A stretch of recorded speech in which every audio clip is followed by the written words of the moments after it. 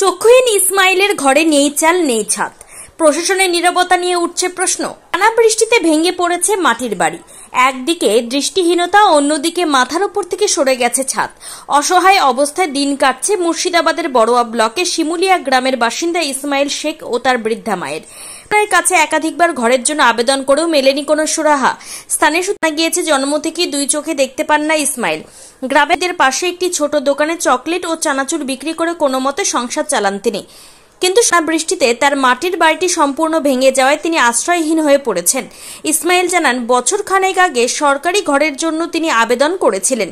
তার সঙ্গে আবেদন করা অনেকেই ইতিমধ্যেই টাকা পেয়ে ঘর তৈরি করেছেন, অথচ তার আবেদনটি এখনো ফাইলবন্দি। ইসমাইলের প্রশ্ন, চোখে দেখি না অথচ আমার সঙ্গে কেন এই অবিচার? আমরা কি খোলা আকাশের নিচে থাকবো?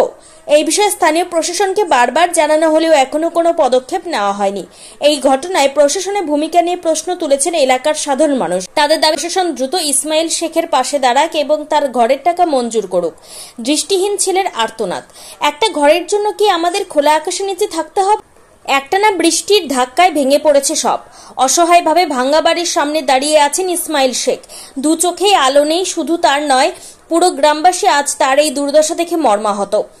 মুর্শিদাবাদের বড়ুয়া ব্লকের শিমুলিয়া গ্রামের বাসিন্দা ইসমাইল দুই চোখে দৃষ্টিশক্তি না থাকলেও আত্মসম্মান নিয়ে বেঁচে থাকতে চেয়েছিলেন। তাই মসজিদের পাশে একটি ছোট দোকান নিয়ে চকলেট আর বিস্কুট বিক্রি করে নিজের এবং বৃদ্ধা মায়ের খাবারের সংস্থান করতেন। কিন্তু সম্প্রতি তার জীবন আরো কঠিন হয়ে উঠেছে। বৃষ্টির কারণে তার শেষ আশ্রয়টুকুও ভেঙে পড়েছে।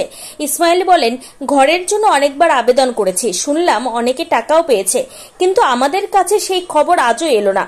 তার এই করুণ অবস্থা শুনেও স্থানীয় প্রশাসন কেন নীরব, তা নিয়ে প্রশ্ন উঠছে। ইসমাইলের বৃদ্ধা মা এখন প্রতিবেশীর বাড়িতে আশ্রয় নিয়েছেন।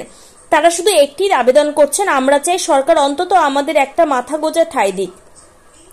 এই মানবিক আবেদন কি প্রশাসনের কানে পৌঁছাখন শিমুলিয়া গ্রামের প্রতিটি মানুষের মনে ঘুরপাক খাচ্ছে। বিডিও সাহেব এসেছিল, সব দেখে গেছে, স্লিপ করে দিয়ে গেছে, সাথে লোকে টাকা ঢুকে গেল, আর আমাদের কোনো টাকা ঢুকছে না। ঘরের অবস্থা দেখতে পেয়েছেন তো, ঘর একদম পড়ে গেছে। কি চাইছো এখন তুমি? আমি কি চাবো, যে ঘরের টাকাটা জলদি করে ঢুকিয়ে দেবে, আমি ঘরটা করতে পারি যেন। এর আগে কে কে এসেছিল?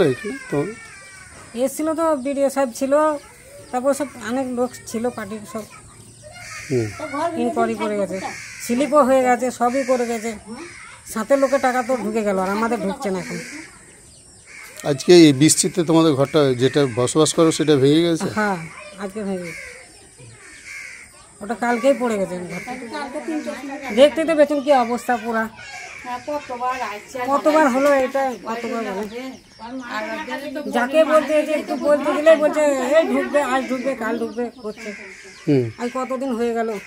গিয়েছিলেন বিডিও অফিস, দেখা করেছি? হ্যাঁ, গিয়েছিলাম আমি। কি বলেছে বিডিও স্যার? কালকে গেছিলাম, কালকে দেখা পাইনি।